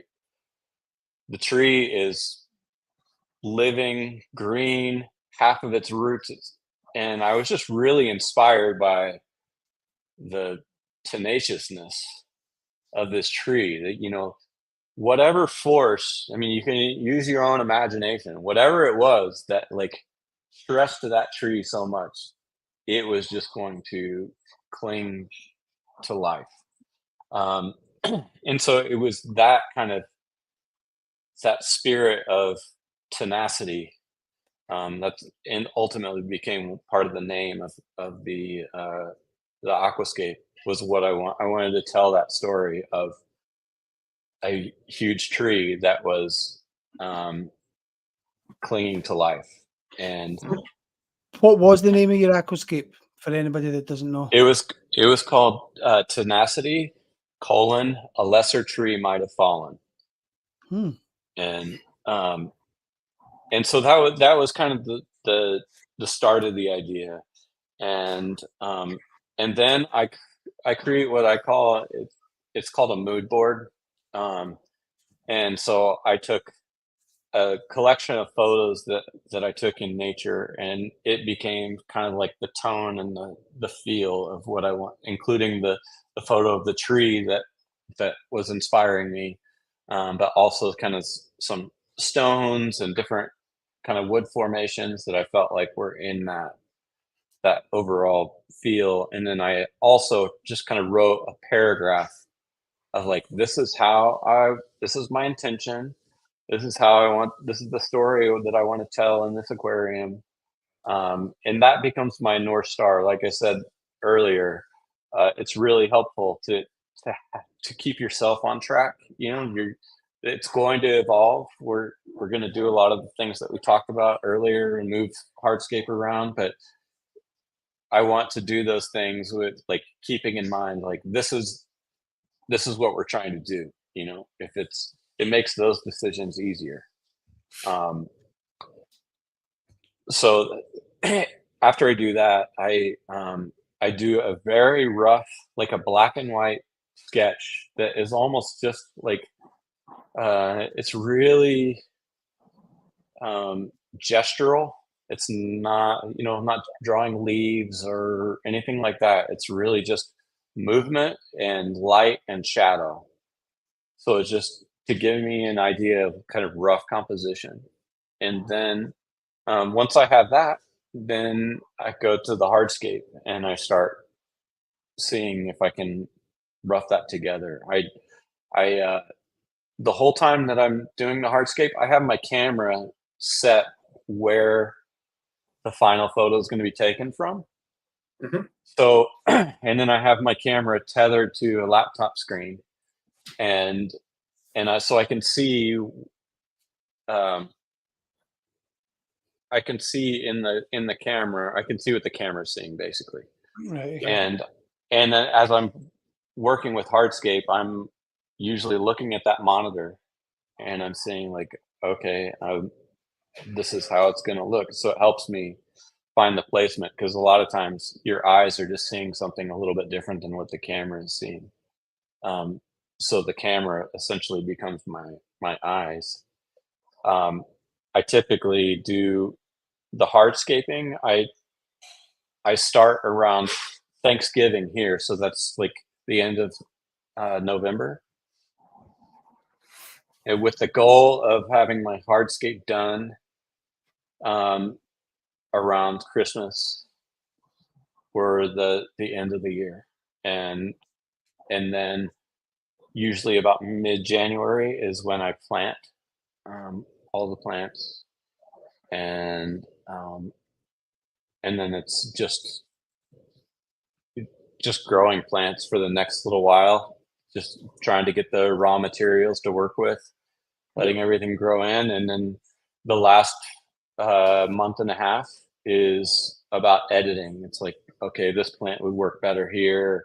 And I'm just moving things around, trimming, shaping things up, making adjustments. And then I shoot my photo. I mean, last year I shot around this time. This time I need a little bit more time with my plants. So it's going to be closer to the deadline. So I've got a little less than 2 weeks to shoot the, so yeah, it's like basically November to late May is like where a lot of it is happening. And the other times I do a lot of nature exploring and those kinds of things, and I'm shooting a lot of photos. So I'm already kind of thinking, oh, what's going to inspire my next thing? I find that that's a way for me to keep things fresh, is to rely on my own experience with nature, because nobody else has that experience, has had that exact experience. And so it's not going to be a rehash of another aquarium, or it's something that is sort of coming within, and that I think that emotional attachment helps in the art and the finished product. So yeah. Cool. Thank you very much for sharing that experience or that journey of how you do your process. That was phenomenal. Thank you. Yeah.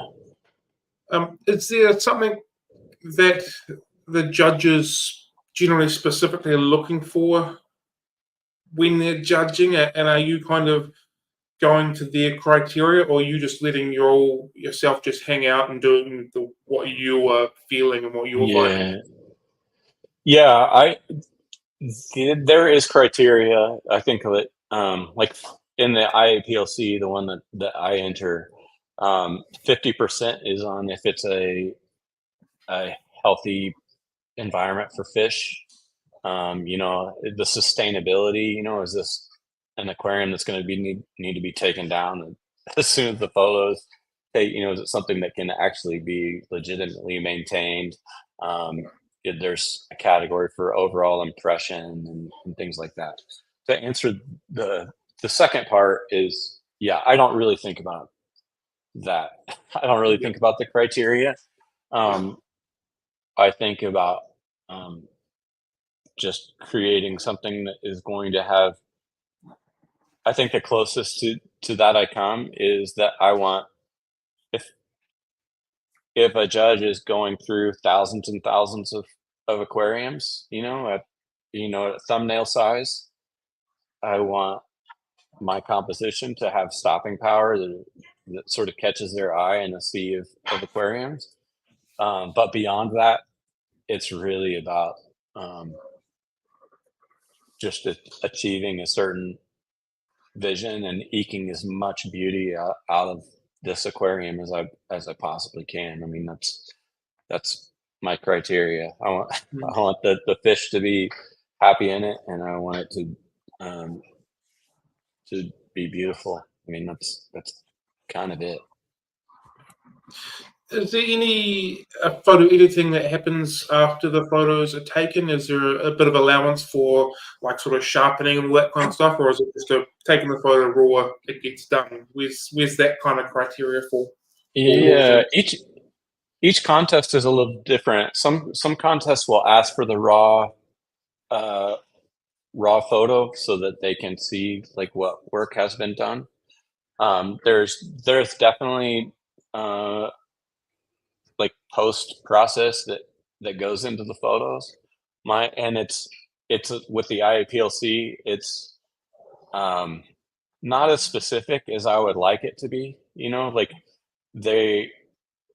I know that there have been fish that have been like manipulated into to places and Photoshop work. Like I'm not doing that. I know that some of that stuff happens. Some of it's been getting caught more and more often, but it's partly because the rules aren't spelled out quite well enough. My own self-imposed rules is that if it can be achieved in a dark room, if Ansel Adams could do it, then I think it's fair game. You know, like that's the art of photography. You know, areas can be lightened and darkened, and you can add, you know, through film processes, you can add more vibrancy and those kinds of things. So that's my kind of self-imposed restrictions. Is I'm not cloning fish. They, you know, the photo is the photo, and I can, you know, add darkness and lightness to area, adjust shadows, that and those kinds of things. But yeah, it really is dependent on the contest. Some those the rules are much more spelled out, but there is room for post adjustments. Yes. Cool. What are some of the key differences between setting up and maintaining a competition aquascape to one that you're just going to enjoy for yourself, or for you to possibly put on Instagram and that sort of thing? A lot of the processes are actually kind of similar. I think the big difference is that for most of my other display aquariums, maintenance is a huge consideration. Mm-hmm. You know, like I mentioned earlier, almost everything else, you know, I have that aquascape that is all cryptocorini, you know, and that's partly because they're slow growing and and aren't going to require a lot of maintenance. With a competition aquascape, you know, like I create all kinds of maintenance nightmares for myself. Yeah. For the art, you know. So I have innovated a little bit, you know, in like having modular hardscape that I can easily remove to give me access to certain areas and those kinds of things. But I think that's the biggest difference in approach. I still, because I am on Instagram, I'm very cognizant of how any given aquascape is going to translate on camera. And in some ways it is like, you know, I mentioned having another set of eyes or other people to bounce ideas off of. In some ways the camera can be that.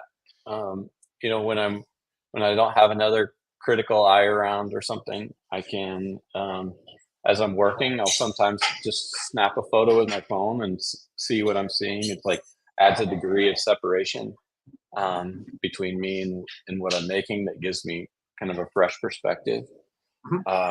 So in that way, the processes are kind of similar. But you know, a lot of the principles that I've learned in competitive aquascaping have made me better at doing, you know, just regular display aquascapes. You know, those lessons do translate. Cool. You mentioned before about having the young girl that wanted to take a photo with you. Do you think what you're doing is going to be inspiring younger fish keepers and aquarists and aquascapers in the future? I know that I get a bit of a vibe of that, saying you want to kind of pass on a bit of a legacy. Do you think that's going to have an effect? I hope so. I genuinely hope so. I had one of my friends for Christmas gave his daughter an aquascaping session with me, where we built a tank together. Cool. And so I think if that's any indication, I think that it can have a I think it can have a lasting effect. I hope so, or I genuinely do, because I think a big hurdle is just being exposed to what's possible, you know, and if the right person sees what is possible, it's like, you know, it can be a medium for fulfillment or therapy, or, you know, there's a lot of a lot of areas of life that this can make improvements. And so, yeah, I'm very, that's, if that isn't possible, then that's soul crushing, because I'm deeply hoping that it is able to reach people that it ultimately inspires them to create on their own, and to find some of that therapy and joy and creative expression and all those things. Yep.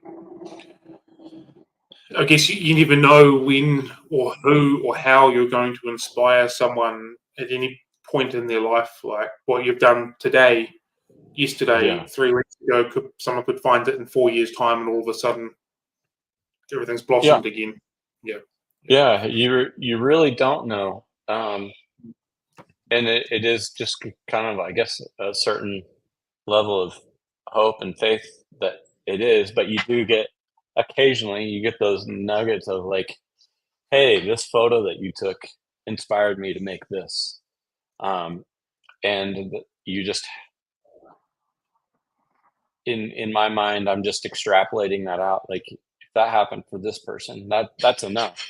That's great. But hopefully there's more that didn't tell me that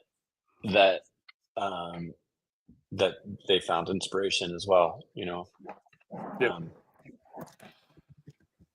How do you reflect on your process and growth as an aquascaper?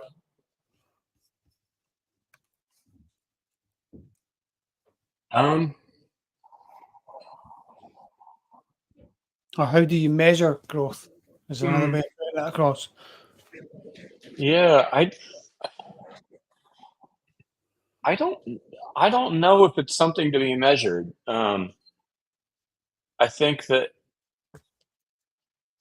well, that's not totally true. I think part of the reason that I am in the IAPLC contest year after year is that it is an apples to apples comparison. Like, it It allows you to see if you're improving yeah. So, because you're getting critiqued. yeah, but I think that the true measure of growth is when you go to make the next thing, and you're able to take lessons learned from the previous things. I think that's probably the realest answer I can give to that question, is that when I go to make the next thing, am I better, more efficient? Have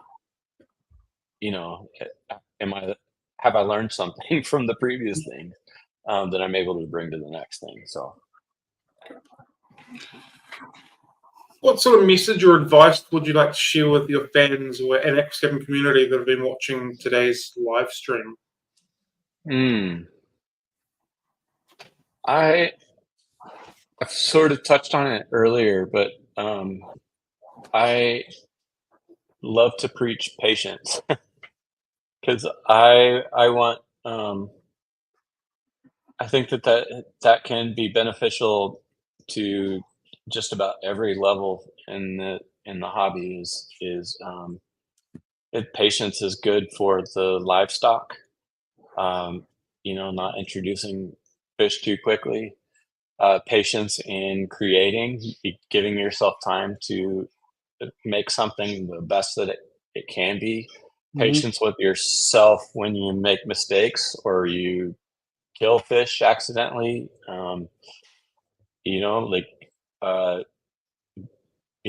Giving yourself a little bit of grace and patience that you're gonna, the next group of fish that you have are going to live longer lives because of the mistakes that you made. So yeah, I think in just patience, knowing that like once you get into this, like looking at it with a longer view, like not when you get your first aquarium, not feeling like it's your only aquarium. That there is time to explore, and that it sort of takes the edge off of like, I screwed this up. I don't think I can do this. It's like, no, you Understanding screwed this up so you can that. do it better. Yeah. Cool. Well, that brings us to the end of all of our structured questions. So thank you very much for being with us for that. We like to end our Fanatics Friday coffee dates with a quick score of 6, which is 6 of very short, quick answer type questions. So I often throw a lot of people off because it's totally away from the total subject. So Okay. when doing a coin toss, are you calling heads or tails? Heads. Cool. Hmm. Paper to the rocks. Yeah, fire. Maybe the last 4 or 5 guests we've had have all said heads. Have they? Yeah. Huh, okay. Oh, maybe we should keep it on the register. Yeah. I'm just going in alphabetical order. Paper, scissors, rocks. What's your first call? Oh.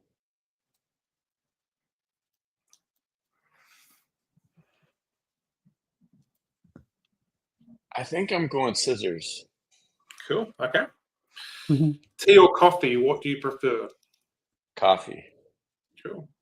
If you could have a meal with anybody, live, not alive, make believe, anybody, and from any period of time, who would that be?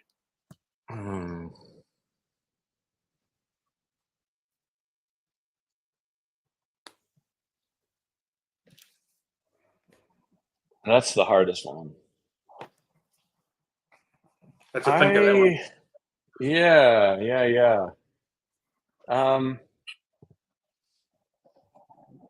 It is somewhat topical, but Takashi Amano, Mm-hmm. I hate that I came into this hobby in a timeline where he was no longer living.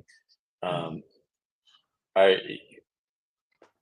just know that if I'd come into it earlier, I would have had occasion to meet him. But that can't happen. So, Yeah. I think I would go with him. Cool. You're not And the his first translator. Yeah. Are we alone in the universe? No. Okay. What is your unicorn fish or plant that could be to keep, to breed, to take a photo of, to see in the wild, anything along those lines? Oh boy.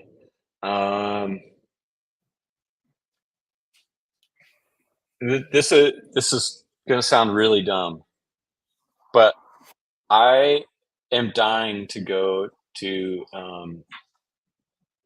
the Pantanal in Brazil and see a black neon in Cool. the wild. That does not sound dumb. Well, I mean, I also would really love to see cardinal tetras in the wild as well. I think that would be incredible. I mean, they're not really unicorns, but I think when you see a fish that you've kept in an aquarium at home, when you see them in their natural habitat, it's something else apparently. Yeah. But this is I don't mean to drone on too long, but in our own waterways, I'm just learning about some of the incredible North American fish. Kind of have a reputation for being brown and green, and not, and we kind of take for granted the beautiful fish that we have. And I got to explore some creeks last summer and pulled out a what was it? Not a rainbow shiner, or maybe it was a rainbow shiner, but it was colored up and just beyond beautiful. And I remember I was with a guy named Ty Streetman, who's from England, and he was like, "Oh man, if we had that fish over here, it would go for like $150, you know, and it kind of put things into perspective. Is that yes, I would like to go to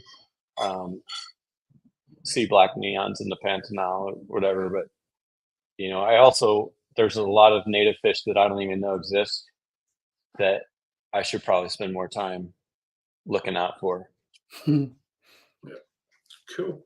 And the last question that we are going to ask you for the day is, where can people find you if they want to follow your work or follow what you're doing? Yeah, it's on Instagram. I think I don't know if people can see on screen, but _aquascaping_rhino. That's the primary way. Feel free to direct message me. I reply to all of those. And you can also find some of my work with Alex Vela on the aquascaping type on YouTube. Cool. Well, thank you very much for your time today. It's been greatly appreciated. I can assure you that I've left very inspired and thinking about where I can put another aquarium somewhere in my shop. So that's a positive thing. So you've given me inspired. Oh, that's wonderful. I really am grateful for that. You reached out to me. This hobby can be lonely at times. And so I always am super grateful at any opportunity to talk about it to anyone, much less you guys from around the whole globe. Yeah. We're touching all corners, you know. All right. Thank you very much. And thank you everybody who has joined us today. I hope you've enjoyed it as much as we've enjoyed bringing it to you. Enjoy the rest of your evening or your morning. Have a good one, team. Happy fish keeping. Catch you later. Bye. Bye then.